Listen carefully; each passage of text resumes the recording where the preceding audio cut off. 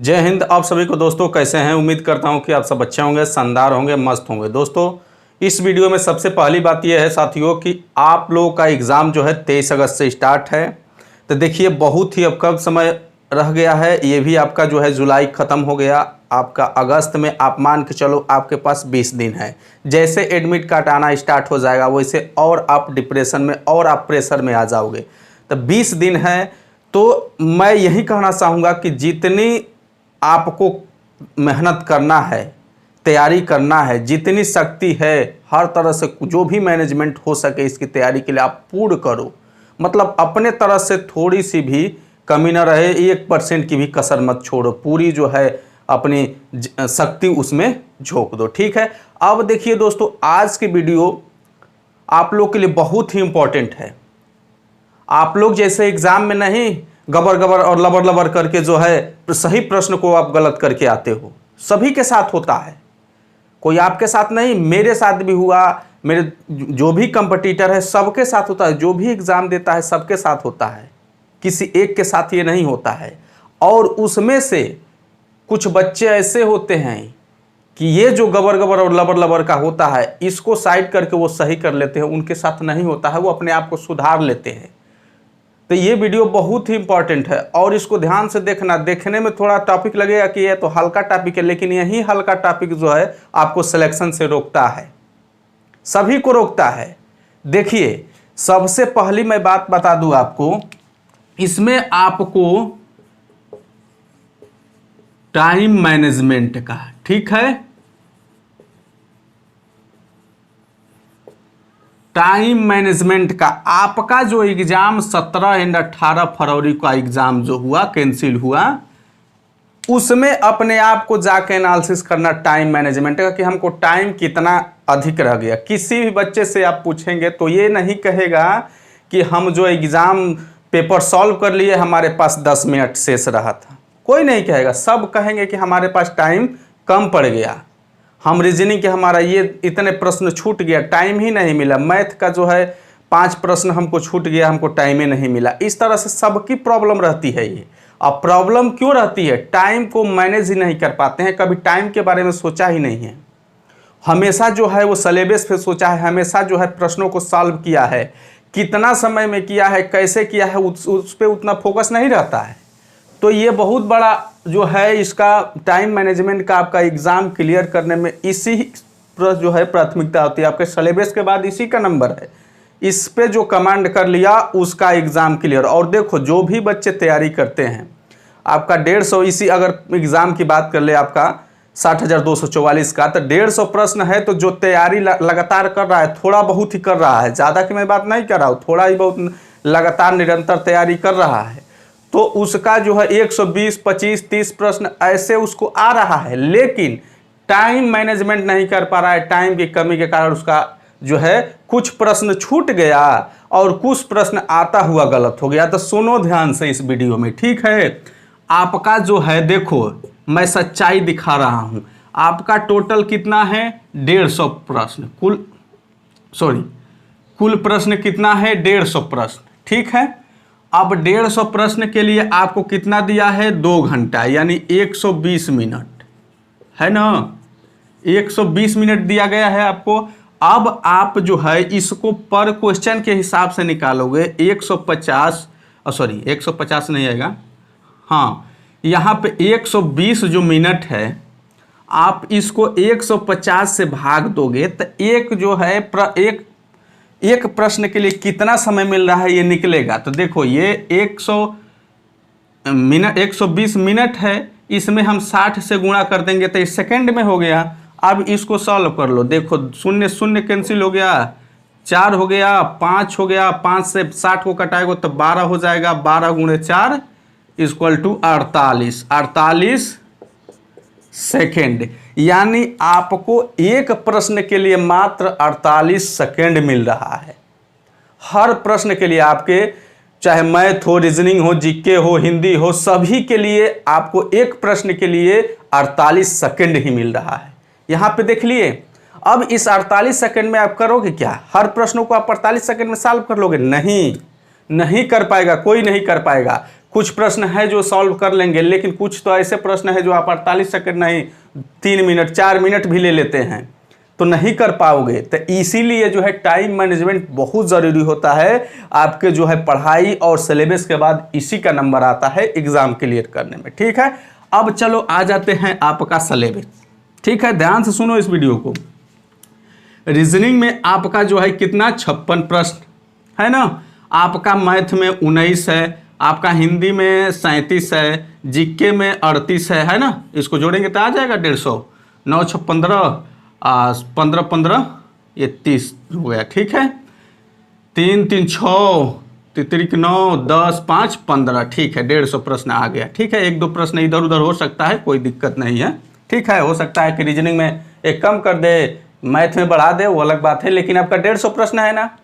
अब यहाँ पे देखो, यहाँ पे आपका जो है ये आप रीजनिंग की अगर हम बात करें तो ये सभी प्रश्नों को आप 48 सेकंड में नहीं कर सकते। कुछ प्रश्न जो है इसके हैं जो आप 48 सेकंड में कर लोगे, लेकिन कुछ प्रश्न है जो आप 48 सेकंड में नहीं कर पाओगे। तो अब ठीक है, अब यहाँ पे हम मैथ की भी बात करें तो मैथ के भी प्रश्नों को आप 48 सेकंड में नहीं कर सकते। कुछ प्रश्न होंगे जो इजी आते हैं, लेकिन जो मॉडरेट लेवल के हो नहीं कर पाओगे। ठीक है, यहाँ पे बात आ जाती है आपकी हिंदी की। ठीक है, तो हिंदी के प्रश्नों को आप 48 सेकंड में आराम से कर लोगे, कोई दिक्कत नहीं है। ठीक है, जीके के भी प्रश्नों को आप 48 सेकंड में कर लोगे, इसमें भी कोई शक नहीं है।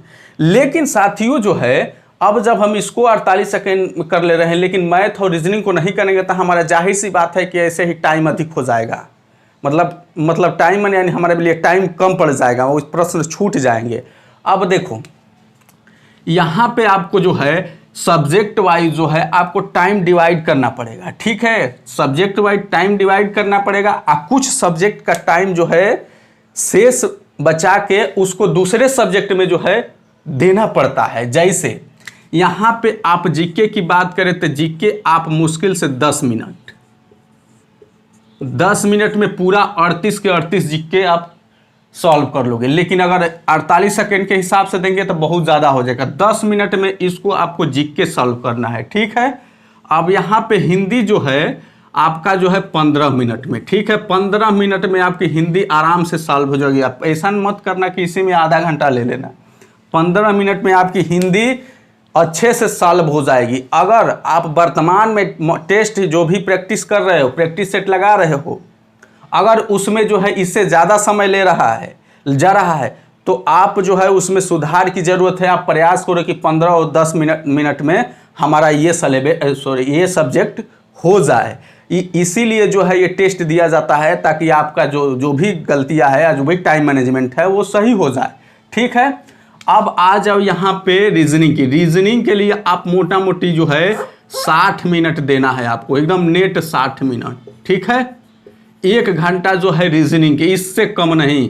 उसके बाद कितना शेष रह गया आपका जो है यहाँ पे 10 10 20 25, यानी आपके पास 35 मिनट रह गया। तो यहाँ पे आप 35 मिनट दे सकते हैं मैथ की।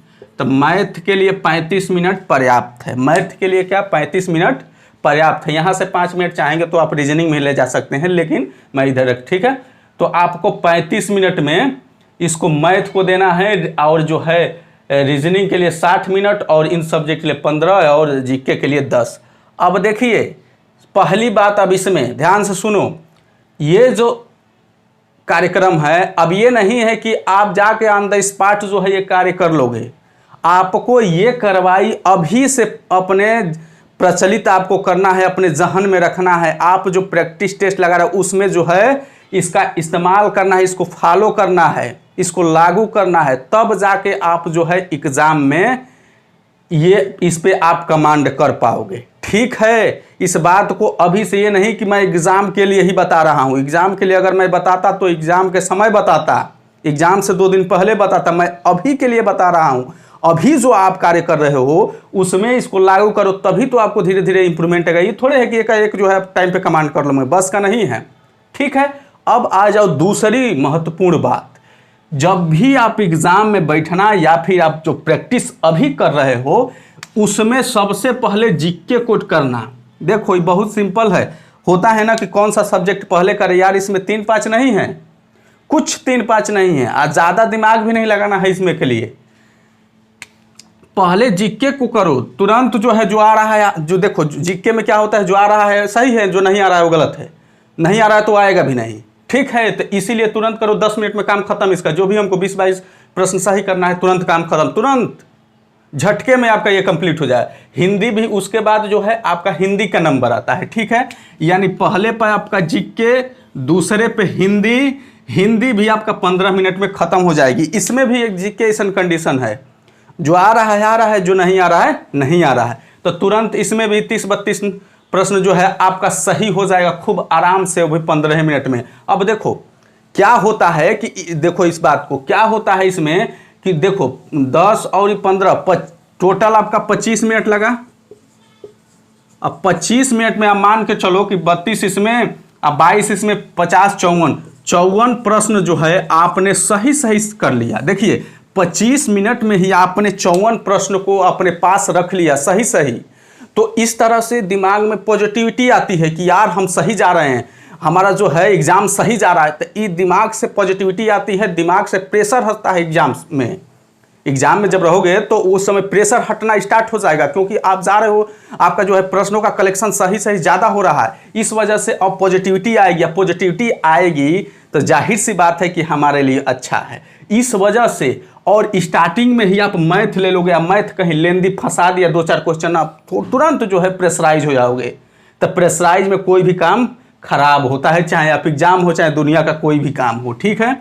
उसके बाद देखो, उसके बाद क्या करना है, आप चाहे रीजनिंग चाहे मैथ ले सकते हो। इसमें कोई तीसरे नंबर पे मैथ, चाहे चौथे नंबर पे रीजनिंग में ले सकते हो, इसमें चेंजेस भी कर सकते हो।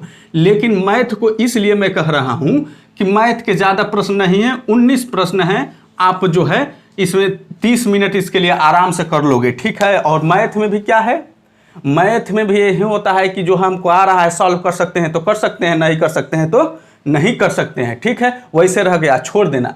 उसके बाद जो है आपका रीजनिंग करना। रीजनिंग में कुछ तो ऐसे होते हैं कि सर वो लगाते हैं कुछ और मेथड और उस पर लागू रहता है कुछ और मेथड। रीजनिंग के कुछ ऐसे प्रश्न रहते हैं, इसीलिए आपको मेथड जो लगा रहे हैं, कोई ज़रूरी नहीं है कि आप जो है आपका मेथड काम ही कर जाए। लेकिन कुछ चैप्टर होते हैं जैसे सीरीज के होते हैं प्रश्न, ऐसा नहीं है, ठीक है। तो ये है आपको इस तरह से अप्लाई करना है। अब आप समझे, तो ये फंडा जो है साथियों, आप अभी से अपने जो है दिनचर्या में शामिल कर लो और इसको एग्ज़ाम तक ले जाना है। और उसके बाद एग्ज़ाम में देखो इसका बड़ा बेनिफिट कैसे नहीं होता है, ठीक है। तो चलिए दोस्तों, उम्मीद करते हैं कि आज का वीडियो टाइम मैनेजमेंट का आपको अच्छा लगा। तो लाइक और अपने दोस्त के यहाँ इस वीडियो को ज़रूर शेयर करना, ठीक है। तो चलिए मिलते हैं अगली वीडियो में।